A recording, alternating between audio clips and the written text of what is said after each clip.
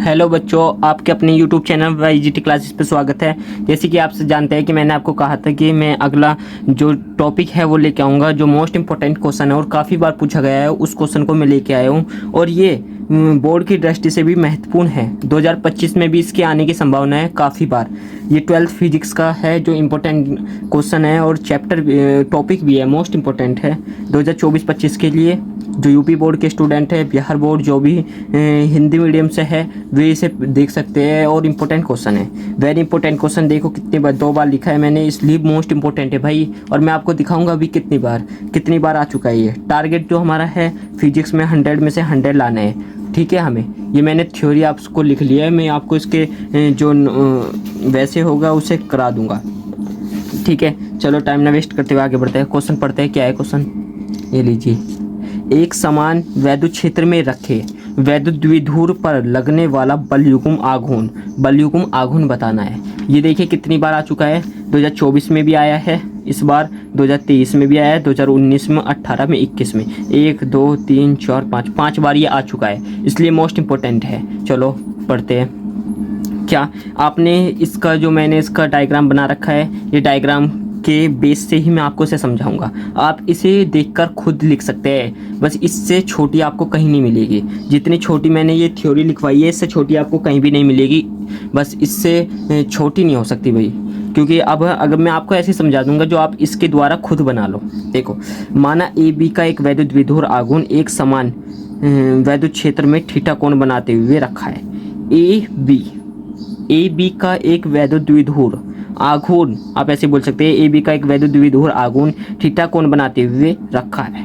वैद्युत द्विध्रुव पर थीटा कोण बनाते हुए रखा है, हो गया पक्का। चलो ए पर, यहाँ पे देखिए, ए पर प्लस क्यों आवेश है, बी पर माइनस क्यों आवेश है, बस इतना सा। जिनके बीच की दूरी, इनके बीच, ए और बी के बीच की दूरी 2l, ठीक है, इनके बीच की दूरी 2l तथा जिनके बीच की दूरी 2l है। देखिए ये, अब आगे क्या लिखा है, ये बल युग्म बनाते हैं, ठीक है। ये तो आप अपने दौर से लिख भी सकते हैं, रहने भी दे, ठीक है। ये एक बल युग्म बनाते हैं जो वैद्युत द्विध्रुव को वैद्युत क्षेत्र की दिशा में रखने का प्रयास करते हैं। ये इंपॉर्टेंट है भाई, लिखना होगा इस हिसाब से। अतः ये एक वैद्युत यानी बल युग्म बनाते हैं जो वैद्युत द्विध्रुव को वैद्युत क्षेत्र की दिशा में लाने का प्रयास करता है, ठीक है। इसे प्रतिनयन बल कहते हैं। लीजिए, ये आपको इसकी परिभाषा भी याद होगी। अतः ये एक बलयुग्म बनाते हैं जो वैद्युत द्विध्रुव को वैद्युत क्षेत्र की दिशा में रखने का प्रयास करता है, इसे प्रतिनयन बल कहते हैं। इसे टॉ से प्रदर्शित करता है। इसे तो आप सभी जानते हो कि क्या बोलते हैं, हम इसे टॉ बोलते हैं, टॉ से प्रदर्शित करते हैं। चलो अब क्वेश्चन देखिए, क्वेश्चन में क्या है। अगर मैं आपको इसे गैले गैल लिखवाता तो अब बहुत बड़ी हो जाती लंबी वीडियो, और आप भी कहते कि इतना लंबा तो क्वेश्चन भी नहीं है। चलो करते हैं। टॉ इजिकल बल का परिमाण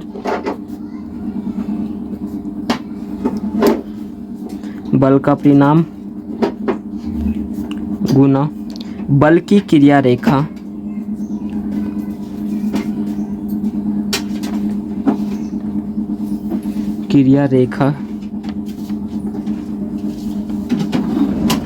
की लंबवत दूरी।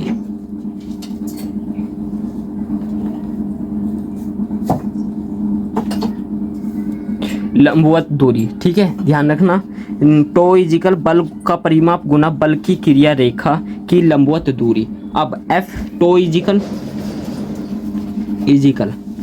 एफ, ये जो पॉइंट है ये सी पॉइंट है, इस पे मैंने पॉइंट का नाम नहीं दिया है, ये सी पॉइंट है। चलो एफ गुना ये जो बल का परिमाप है वो एफ है, और जो बल की क्रिया रेखा की लंबवत दूरी है वो है बी सी। अब बी सी, अब देखिए, टो इजिकल एफ गुना बी सी का मान, बी यानी B C 2l sine theta. B C यहाँ पे होना चाहिए था, ये कोई नहीं, आप ऐसे कर सकते हैं, कोई दिक्कत की बात नहीं। ए सी लिख सकते हैं हम यहाँ पे। ए सी का मान कितना है, 2l साइन थीटा। यहाँ पे डायग्राम में देखिए, ए सी का मान 2l साइन थीटा, तो इसलिए रख सकता है बल की क्रिया रेखा की लंबवत दूरी यानी 2l साइन थीटा हो गई। अब इसके आगे करते हैं टो इजिकल, चलो कर दो भाई।